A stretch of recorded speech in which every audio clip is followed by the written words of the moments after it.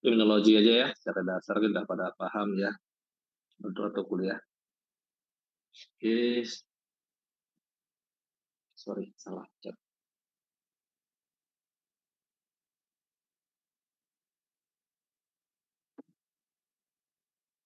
Oh, yang bawah pas. Oke, jadi ada error dikit. Kelihatan ya slide-nya ya.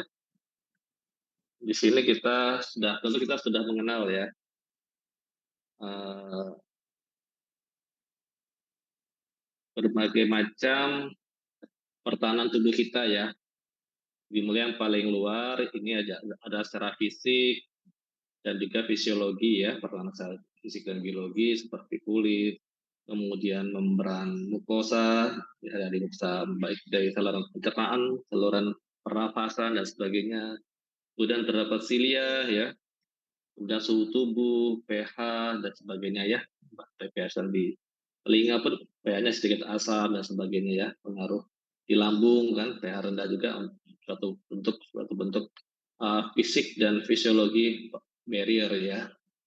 Kemudian kita lanjutkan setelah patogen-patogen atau antigen dari luar tersebut, maka kita akan berhadapan lagi, mereka patogennya akan berhadapan dengan sistem innate kita ya. Innate kita itu innate immunity atau imunitas bawaan ya. Apa saja seperti neutrofil, basofil ya, eosinofil, saya merah ya basofil, neutrofil ya. Kemudian makrofag, ada mast cell, ada dendritic cell, ada NK cell ya, atau killer cell ya. Kemudian selanjutnya ada juga pertahanan setelah melewati innate immunity, juga pertahanan adaptive immunity, adaptif atau yang didapat ya, seperti yang merupakan suatu kelompok yang terdiri dari seluler dan medular ya, seluler dan humoral, sorry, seluler dan humoral. Di sini juga sekarang ada beberapa istilah dikatakan sebagai, di ini juga ada yang seluler dan yang humoral, ada juga di adaptive immunity, ada juga yang seluler dan humoral ya. Seperti yang adaptive immunity itu yaitu terutama seluler adalah sel T dan sel B ya. Sel T ada sel T helper ya, dan sel T yang sitotoksik. Kemudian ini sel B yang nanti akan berubah menjadi sel aktifnya yang disebut dengan plasma cell yang akan mengeluarkan memproduksi antibodi ya.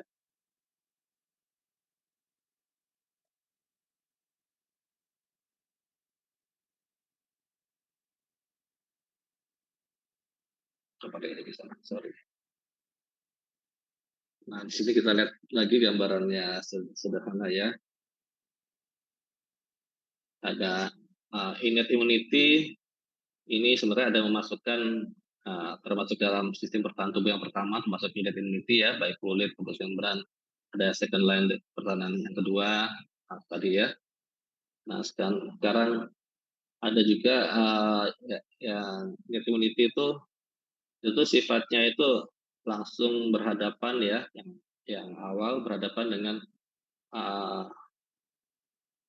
berbagai macam patogen ya. Di sini kita lihat misalnya ada patogen itu ada pengenalnya, pengenal yang akan dikenali oleh oleh uh, leukosit kita ya, seperti ini patogen. Nah ini membran kan, membran kita patogen dikenali oleh berbagai sel leukosit kita. Ada neutrofil yang akan memakan invader atau agen itu sebagai agar ya, atau juga akan dimakan oleh makrofag misalnya ya. Nah, sifat dari makrofag ini unik ya.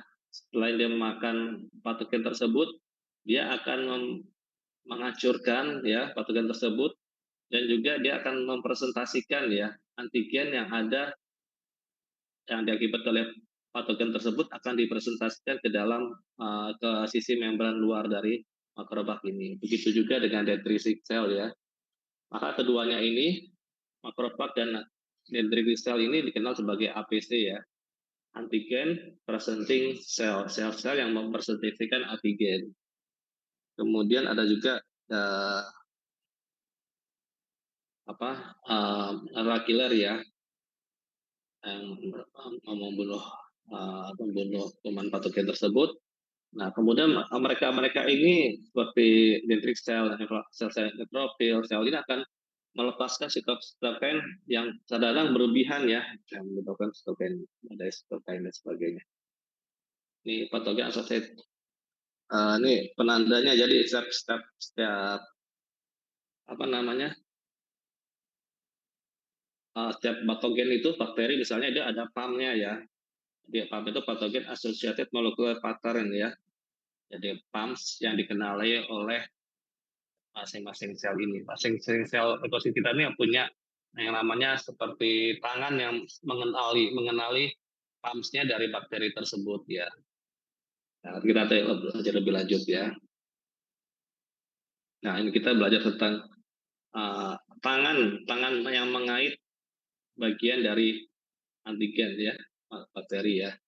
Kita lihat ini ada beberapa ini struktur dari uh, sel kita ya, sel ya. Kita anggap ini sel leukosit atau sel makrofag atau sel apapun, sel kebelan kita. Di sini dia ada namanya toll reseptor ya, TLR ya, yang dia itu punya sifat yang khas, yaitu dia berikatan dengan PAMS tadi ya, patogen associated molecular ya, dari bakteri. Misalnya ini bakteri yang mengandung dinding lemak ya, kemudian dia diikat oleh TLR ya. Ada juga yang dia yang bentuknya adalah seperti lektin ini ya, pengikatnya terutama untuk golongan-golongan polisakarida dari jamur ya. Kemudian ada juga PLR atau like reseptor yang berada di endosom ya. Endosom kayak vakuol ya, ini vakuol di dalam sitoplasma yang biasanya terbentuk saat ada patogen yang masuk ya, kemudian dibungkus oleh endosom tersebut. Nah, di dinding endosom ini ada juga TLR ya, mengikat dari bagian dari DNA, RNA dari mikrobial ya, juga bisa virus ya. Di sini ini kita sudah berbicara di dalam sel, ini di luar sel ya. Ada juga NLR ya, not like receptor. Ada juga yang namanya like receptor. Ada juga yang namanya sitosolik DNA ya, sitosolik DNA yang akan mengenali PAM dari berbagai macam ini ya, macam bakteri yang masuk ke dalam tubuh kita. Ada juga dia bisa mengenali RNA dari virus, mengenali DNA dari mikroba. Di dalam endosom juga ada ya beberapa TLR yang bisa mengenali bagian DNA dari patogen tersebut ya. Di sini kita lihat spesifiknya ya, perbedaan antara innate dan adaptive immunity, spesifitasnya. Jadi kita lihat untuk strukturnya itu biasanya di kelas, berbagai kelas untuk mengenali berbagai macam PAMS tadi ya. Ya, coba kita lihat cari gambar yang lebih gede.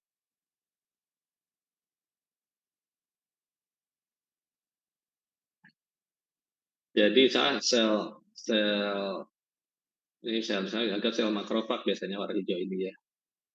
Dia ada TLR, dia mengenali berbagai macam bagian dari patogen ya. Kemudian untuk yang ada immunity,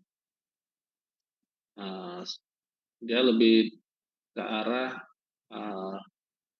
kalau umumnya pada yang innate immunity bawaan itu berkaitan dengan mikroba ya, untuk mengenali untuk mikroba, sedangkan kalau yang adaptif itu nggak hanya mikroba juga, tapi antigen yang lain ya, molekul yang lain juga bisa mengenali berbagai macam non mikroba antigen ya.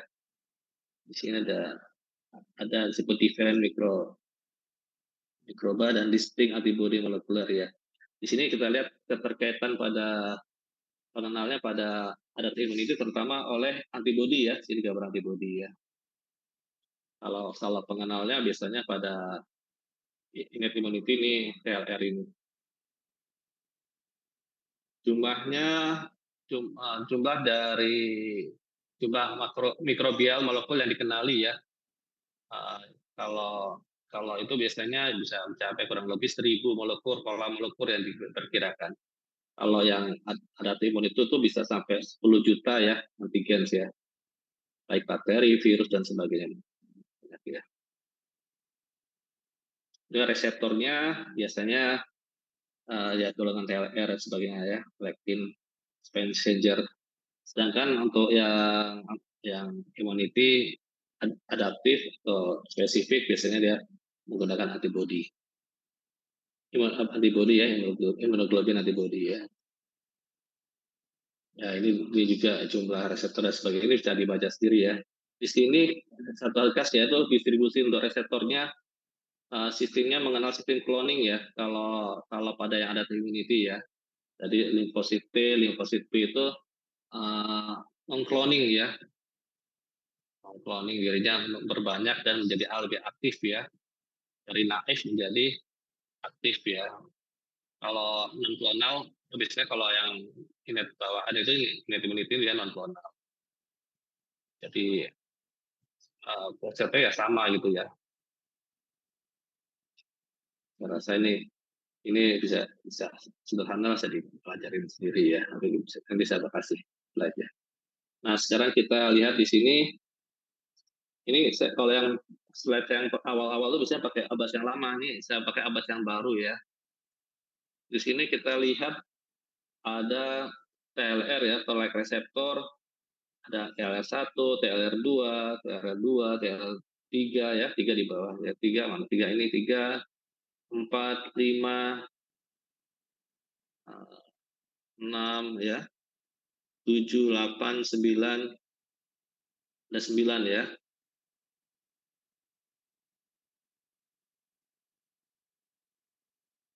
Ini tutupin sebentar saya.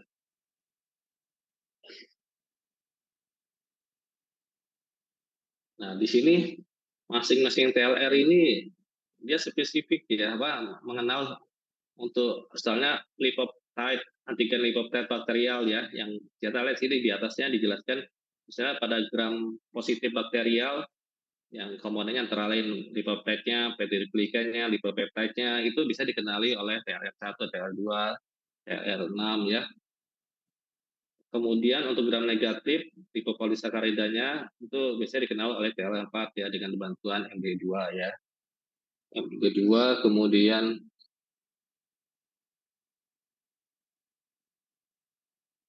untuk yang flagella, bakteri yang berflagel ya dikenali diikat oleh TLR5 ya. Kemudian untuk yang ada masuk ke dalam endosom, bakteri yang sudah masuk ke dalam endosom ya, vakuol endosom ini biasanya kan golongan virus tuh kadang dia langsung masuk ya, cepat sekali masuk ke dalam tubuh, terus langsung dibungkus, divakuol oleh endosom vakuol kita. Nah itu akan dikenali oleh toll reseptor ya, tangan yang mengenali virus-virus tersebut. Misalnya virus double strand RNA dikenali oleh TLR3, single strand RNA dikenal oleh TLR7, TLR8 ya, RNA ya. Ada juga CPG DNA ya, jadi yang bakteri, fungi, jamur yang di dalamnya masuk ke dalam ini juga bisa dikenal oleh TLR9.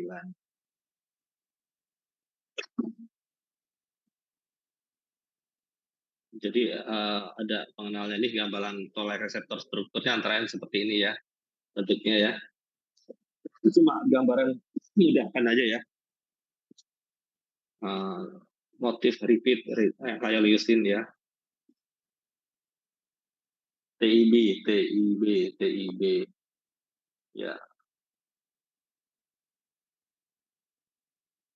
Tier tier tier domain ini tier domainnya ya. Jadi ini uh, salah satu cara pengenalan antigen ya. Jadi kita bicara antigen ini, ada antigen yang dia itu dari endogen dan eksogen. Jadi beberapa literatur menyebutkan antigen itu ada yang endogen, ada yang eksogen. Jadi eksogen itu biasanya antigen yang berasal dari luar sel ya. Dari luar sel dari sini ya. Ini tagap sel dari luar sel yang tertangkap oleh teler yang ada di permukaan. Itu. Tapi ada juga antigen yang sifatnya endogen. Biasanya dia tidak tertangkap cepat masuk ke dalam sitoplasma. Ini dikenali di dalam sitoplasma. Disebut sekarang dikenakan sebagai antigen endogen. Ada juga antigen yang dari sel-sel rusak atau sel-sel mengalami mutasi. Dikenal juga sebagai antigen yang endogen yang ada di dalam sel ya.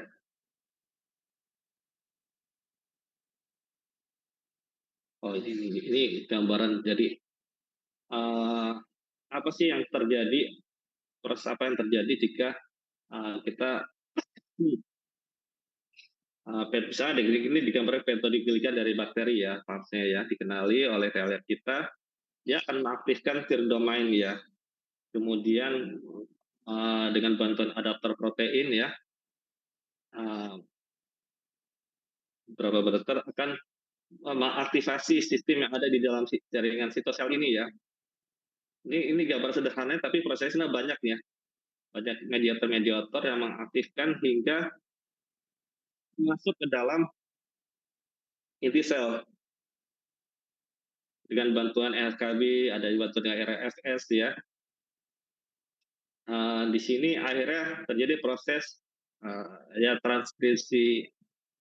Jadi pemecahan DNA dari inti sel, kemudian pembentukan ekspresi dari kan ada proses namanya transkripsi, translasi dan sebagainya ya untuk membentuk sesuai dengan media adaptor ini yang ada mediasi yang dimediasi oleh adaptor protein ini akan dimunculkan sesuai dengan kuman yang datang gitu ya. Jadi nanti dari inti sel ini akan memproduksi sitokain yang akan nanti diproduksi nanti akan dikeluarkan ya dalam sitoplasma dan dikeluarkan ke sekelilingnya ya. Seperti ternyata dia sifat dari perjalanan dari ini ya, perjalanan dari masuknya antigen tersebut merangsang aktivasi adaptor protein, kemudian dibawa sampai ke inti sel akan merangsang pembentukan sel gen-gen yang sifatnya inflamasi ya, akan memproduksi berbagai sitokain misalnya tumor necrosis factor, interleukin 1, interleukin 6 ya. Ada juga nanti akan diproduksi chemokine ya, CL2, CL8 dan sebagainya. Ada juga misalnya di dinding di kulit epitel dan sebagainya ya, di dinding pembuluh darah juga ada bagian. Ada endothel adhesion molekul yang mengeluarkan S-selektin.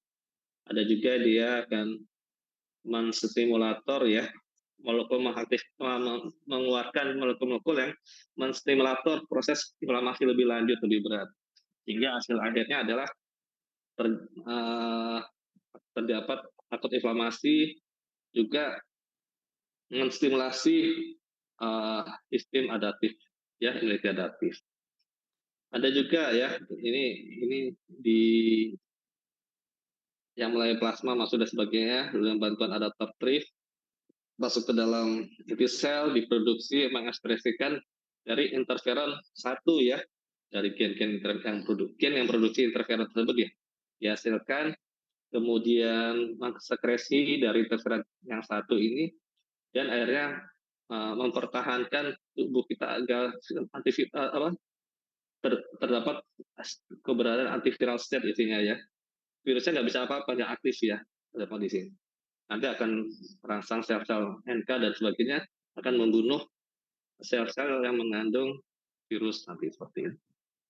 Dulu ingat yang interferon 1 tuh pelajaran dulu itu memang dia terkait dengan virus ya biasanya. Atau juga sekarang ya tumor juga ada pengaruhnya. Tapi awal-awal ditemukan dia terkait dengan virus. Ini ini nanti ini harusnya kita kita bahas nanti, ini nanti aja soalnya ini nggak terlalu penting. Saya coba catat dulu. Kan ini boleh deh yang ini apanya. Nah, di sini kita lihat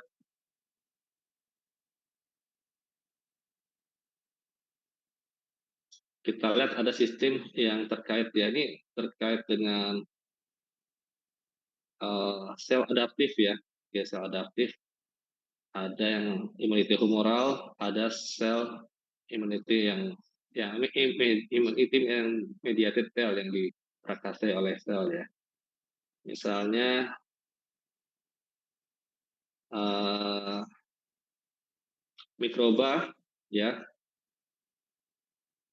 kemudian mikroba yang berada di ekstraseluler ya, bukan yang di dalam kan ini di dalam sel ya, ini yang berada di dalam darah, di dalam cairan limfa dan sebagainya.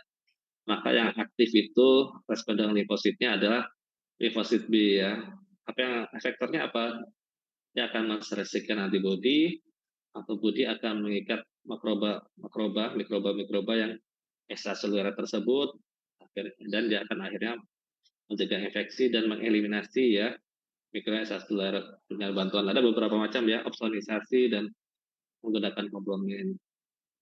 Dengan yang sel mediated immunity ya, ini kita lihat ini gambaran mikroba ekstraseluler difagosit ya oleh makrofag, misalnya kita anggap makrofag ya. Yang efektif apa sih responder sel limfosit yang efektif? Yaitu yang apa namanya? Sel T yang helper ya, CD4 ya. Nah, CD4 ini kemudian akan mengeluarkan berbagai sitokain yang diterima sitokain ini oleh makrofag yang mengalami infeksi ya. Nah, apa yang akhirnya dia sifat bakterisidnya lebih kuat karena dia mampu membunuh kuman yang ada di dalam selnya. Begitu juga terhadap neutrofil ya, dia mampu membunuh kuman-kuman yang ada di dalam neutrofil. Jadi sitokin aktivasi ini akan mampu membunuh ya kuman-kuman yang terfagosit oleh sel-sel ini ya. Sifatnya beda dengan jika ini biasanya kita kenal sebagai antigen yang eksogen yang dari luar ya. Bagaimana yang antigen endogen? Antigen itu ternyata sudah ada di dalam sel, bisa tumor, bisa sel virus dan sebagainya. Siapakah sel limfosit yang bekerja? Ya, anggotanya adalah sel sitotosik T limfosit CD8 ya. Kemudian sifatnya dia nanti kita belajar tentang MHC, nanti MHC di sini ini dia pengenalan pengenalan apa makrofag bisa dikenali oleh limfosit ini karena ada MHC ya. Begitu juga MHC kelas 1 atau kelas 2 nanti kita lihat. Dengan perikatan ini maka limfosit ini bisa mengeluarkan granul-granul yang akan menghancurkan, melisiskan sel yang mengandung virus. Jadi kalau sini selnya utuh ya, yang sel leukosit utuh kayak ini, sel yang mengandung kuman virus biasanya dihancurkan bersama dengan selnya. Jadi dia membunuh sel-sel atau mengeliminasi sel-sel yang mengandung virus.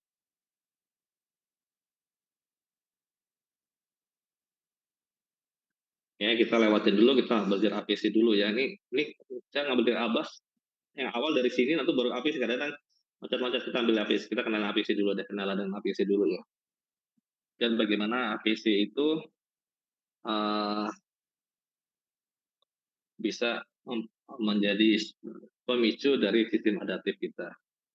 Di sini kita APC atau antigen tertensial itu meliputi DC, dendritic cell ya, dan macrophage dan B cell ya. Di sini kenapa disebut profesor APC, memang dia poin utamanya dia sebagai sel yang mempresentasikan antigen ya. Dan ada juga atipikal APC yang dimiliki oleh mast cell, basophil, eosinophil, dan enterogen. LC3S, sorry, LC3S.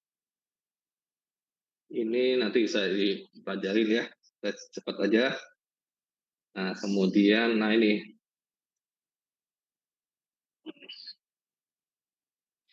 Di sini kita lihat bagaimana proses biosintesis MHC tersebut terjadi ya. Kita lihat yang pertama, oh ya ini pakai yang CD8 langsung ya. Jadi misalnya ada makrofag ya, makrofag di dalamnya terdapat antigen endogen. Endogen ini ya, karena dia tiba-tiba di dalam, beda dengan yang di sini nanti. Jadi pada proses awal dia itu terjadi uptake antigen masuk ke dalam sitosol, sitoplasma, kemudian peluncuran antigen tersebut oleh proteosom yang ada di dalam sitosol. Pecahan-pecahan di pecahan-pecahan sitosol ini akan menempel pada retikulum endoplasma ya, RTFRI. Nah, di sini di retikulum endoplasma ini ada komponen ya, pembentuk dari MHC yang kelas 1 ya. MHC kelas 1, ingat ya, MHC kelas 1 ya. Kemudian antigen, pecahan antigen di sitosolnya akan masuk ke dalam retikulum endoplasma, kemudian dirakit, kemudian sudah bentuk rakit, kemudian dikeluarkan bersama dengan peptide tadi ya, potongan tersebut akan ditampilkan di permukaan luar dari sel ya. Nah, inilah yang akan dikenali oleh CD8 ya, cytotoxic limfosit ya. Proses yang melalui MHC kelas 1 sampai dikenali oleh CD8 inilah disebut jalur 1 MHC. MHC kelas 1 ya, jalur MHC kelas 1. Sudah jelas ya? Jadi kita bahas sederhana dulu. Kemudian ada juga antigen yang sifatnya eksogen dari luar ya, mengalami endositosis, kemudian mengalami pencernaan protein ya di dalam endosom, lisosom, dari komponen antigen itu pecah-pecah ya. Kemudian retikulum endoplasma juga memproduksi ya, sudah ada itu MHC yang kelas 2 ya. Kemudian dia masuk ke dalam sitosol, kemudian sitosol ini penandanya, penanda diri sendiri akan digantikan oleh penanda antigen dari pecahan dari antigen ini ya, proteinnya ya. Kemudian dia di bawah keluar ke permukaan. Nah, jadi itu ya jadi penanda MHC tersebut ya terhadap sel CD4 ya. CD4 ini ya. Jadi ini bedanya ya hampir sama lah ya. Cuma biasanya kalau yang CD8 ini MHC kelas 1 tuh pada kuman-kuman yang atau antigen yang berada di dalam sitosol ya, atau disebut antigen endogen. Kalau yang MHC kelas 2 ini biasanya di endogen antigen yang eksogen yang dari luar. Di sini udah jelas ya, ada perbedaan ya. Nanti perbedaannya pada aktivasinya nanti. Aktivasinya, kita lihat ada nggak ya aktivasi ini. Nah ini dia aktivasinya, langsung aja ke sini. Kita lihat di sini, apa sih bedanya CD8 dengan MHC kelas 1 dan MHC kelas 2 ya. Kita lihat di sini sitoselect antigen tadi ya. Kita tadi ada perjalanannya, dia dari sel makrofag tersebut memunculkan MHC kelas 2 ya. Ini kelas MHC kelas 1 ya, ingat ya. Sorry ini. Jadi yang ingat CD8 itu terkait dengan MHC kelas 1 ya.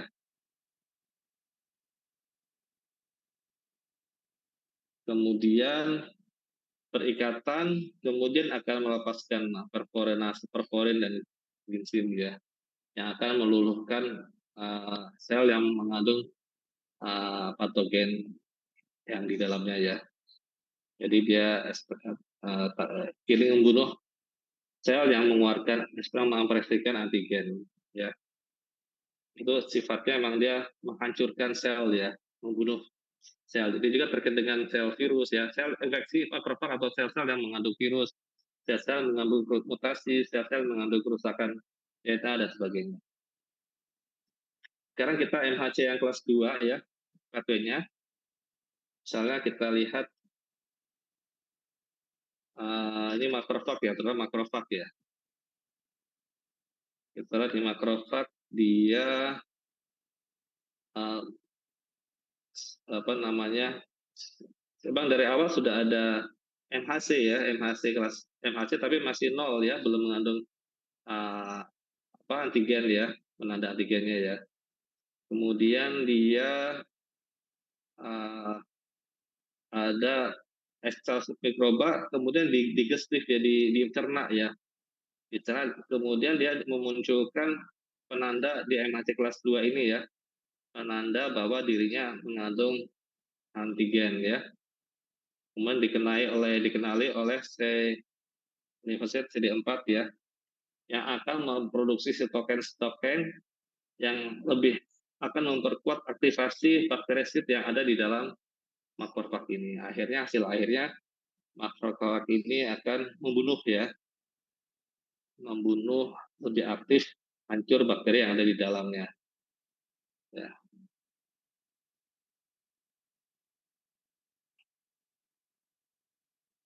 Juga pada sel B ya, sel B yang di dalamnya dia bisa ada komponen antibodi ya, komponen antibodi.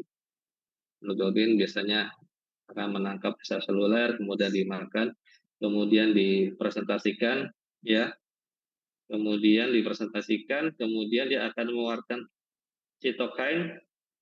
Selain mengeluarkan sitokin ini ya juga akan menyebar, sitokin akan mematangkan sel-sel B yang ada di sekitarnya juga, lebih aktivasi, berubah menjadi sel plasma. Sel plasma yang siap memproduksi antibodi lebih banyak. Nah, antibodi ini akan mengikat ya antigen yang ada di ekstraseluler. Ya, akhirnya dengan ikatan tersebut, akhirnya antigen-antigen tersebut akan dieliminasi atau dibunuh.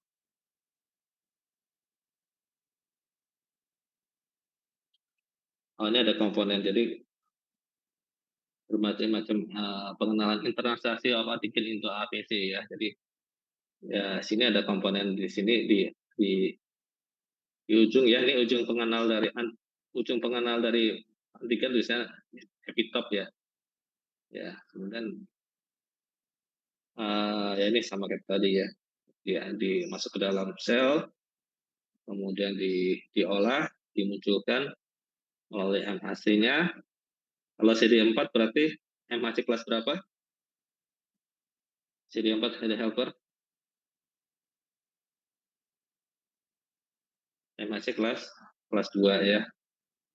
Kemudian sel CD4 ini dia akan mengkloningkan dirinya, memperbanyak dirinya, dan semakin mematurkan dirinya semakin banyak dan siap membunuh antigen-antigen yang ada yang masuk atau antigen yang ada di dalam peredaran darah, di dalam limfa dan sebagainya.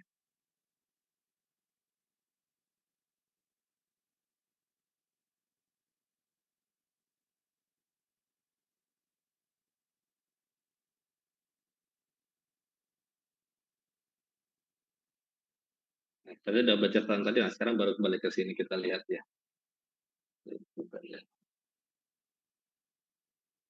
Nah, misalnya sini ada pengenalan antigen dan efektor fungsi. Misalnya orang-orang kan nanya, fungsi efektornya mana gitu ya. Misalnya efektornya dari sel mas apa ya, yang antibody ya, sel efektor dari sel B ya, sel plasma ya, yang mengeluarkan apa? Mengeluarkan antibody ya.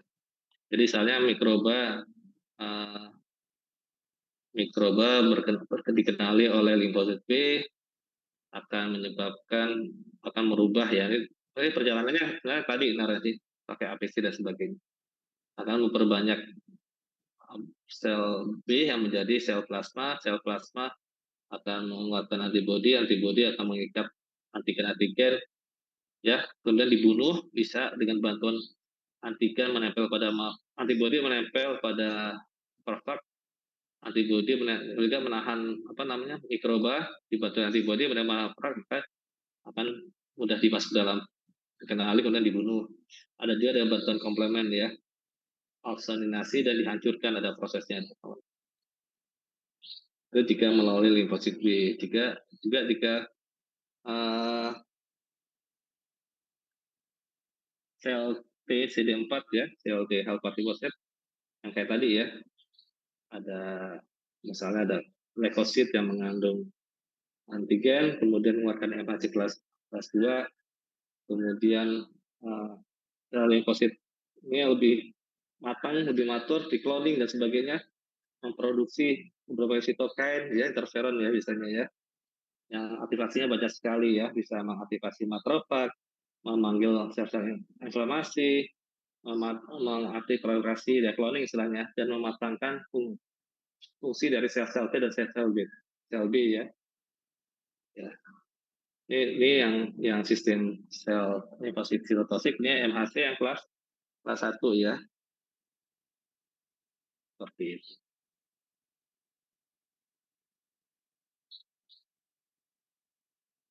Nah, sekarang ada juga yang sel limfosit regulator ya.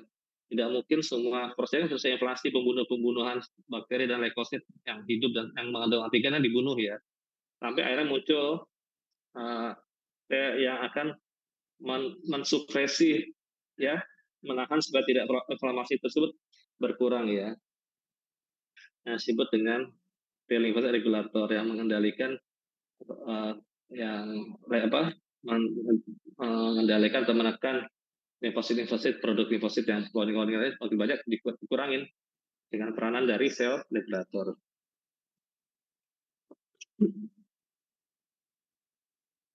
Ini perjalanannya,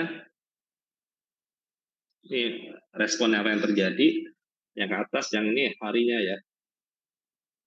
0 sampai 7 hari itu biasanya pengenalan antigen ya, exposure, kemudian nanti dikenali oleh sel-sel yang masih naif ya, baik sel B ataupun sel T, kemudian terjadi clonal expansion, pematangan sel limfosit B menjadi sel plasma berantibodi, dan yang efektor T limfosit juga makin matang, terjadi antigen eliminasi, kemudian kerusakan, dan sel-sel yang masih bertahan hidup akan menjadi sel limfosit B, dan sel T ada menjadi memori.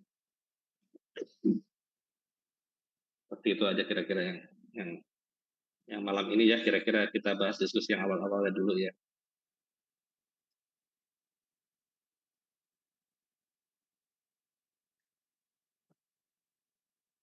Oke, saya rasa itu dulu ya malam ini ya. Ada yang ditanyakan nggak ya?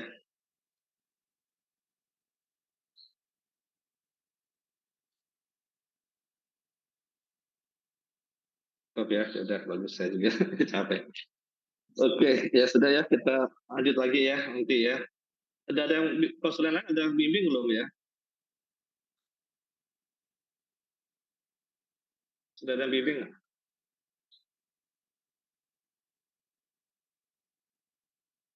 Ya ya. Oh ini kanker ya. Jadi nanti dari aku kan yang infeksi aku ya biasanya ya. Jadi virus. Nanti aku BA aja deh kira-kira apa yang mau kita diskusikan untuk program berikutnya ya. Virus, TB ya bisa aku megang itu untuk virus, TB, pneumonia 3 itu. Kalau si Puspa apa? Puspa itu vaksinasi ya kayaknya ya.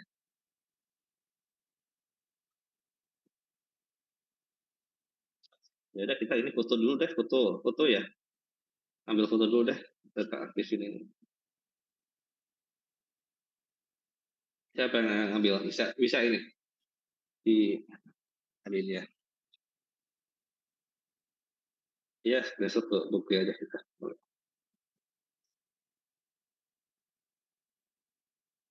Sudah, oke. Ya, selamat jaga. Siapa Edin ya? Selamat jaga ya. Jaga ya Edin ya.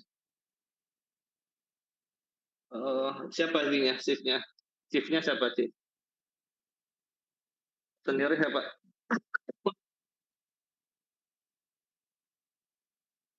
Super siapa? Hmm,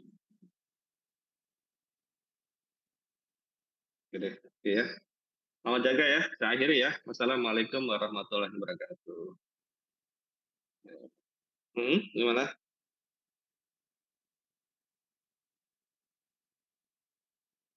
Aku sih nanya Selasa ya. Selasa atau Kamis lah. Selasa atau Kamis lah. Nanti Selasa aja. Malam aja ya. Belum sikat-sikat. Soalnya jam segini lah ya.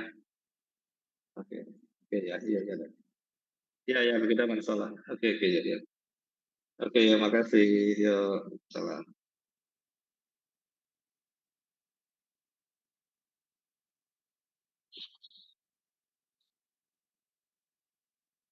Live, live, live. Ini mana keluar?